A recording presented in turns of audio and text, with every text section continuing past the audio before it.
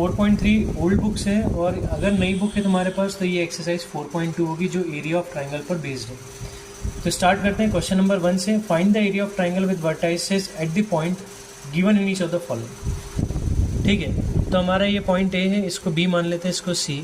तो area of A B C जो होता है वो होगा half of determinant of x1 y1 1, x2 y2 1 and x3 y3 1।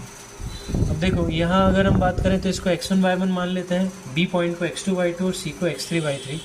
तो वैल्यूज़ पुट करें तो 1 0 1 6 0 1 एंड 4 3 0, सॉरी 4 3 1। ठीक, अब हम इसे एक्सपांड करें तो एक्सपांड हम करेंगे एक्सपांडिंग फ्रॉम C2 से एक्सपांड करेंगे क्योंकि इसमें 2 जीरो हैं। ठीक है, maximum number of zero C2 में है, इसलिए हम C2 से करेंगे। Sign convention minus plus minus. तो स्टार्ट करते हैं हाफ। देखो इन दोनों से तो एक्सपांड करने का कोई मतलब नहीं है, जीरो से कुछ भी इंटू करो जीरो ही होता है।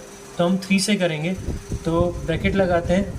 अच्छा, ब्रैकेट नहीं लगाएंगे, मॉड लगाएंगे, क्योंकि एरिया कभी नेगेटिव नहीं होता। तो अगर मान लो कभी डिटर्मिनेंट की वैल्यू नेगेटिव आती है तो बाहर मॉड लगा हुआ है तो उसे पॉजिटिव कर देगा। तो -3, ठीक है, कॉलम हटाई और रो हटा दी।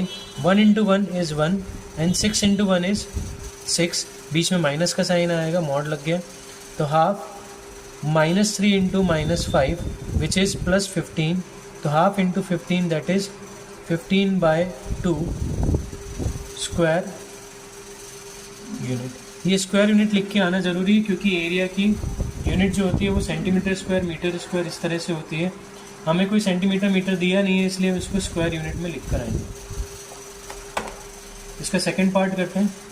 सेकंड पार्ट में इसको ए मान लेते हैं, बी और ए सी। तो area of A B C, अब मैं फॉर्मूला नहीं लिख रहा हूँ। x1 y1 1, तो ये x1 y1, ये x2 y2 ले लेते हैं और इसे x3 y3। तो 2 7 1 1 1 1 एंड 10 8 1।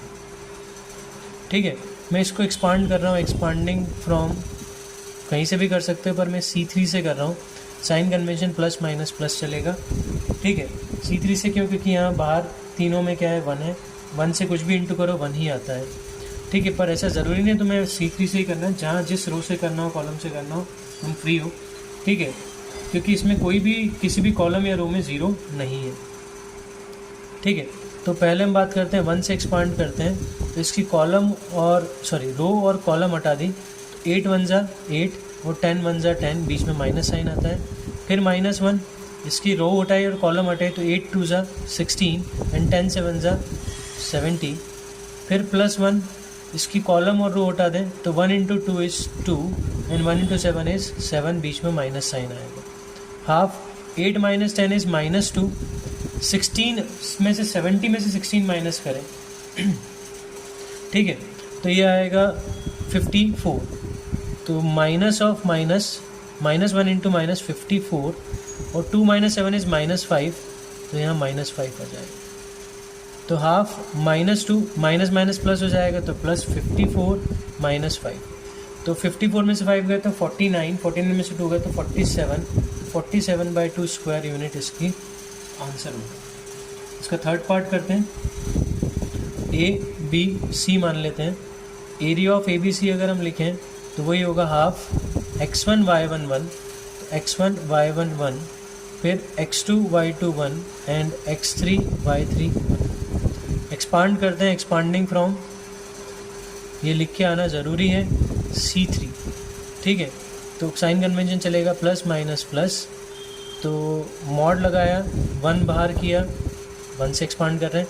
इसकी रो और कॉलम हटाई, तो -8 × 3 इज़ -24, 8 से 24 होता है।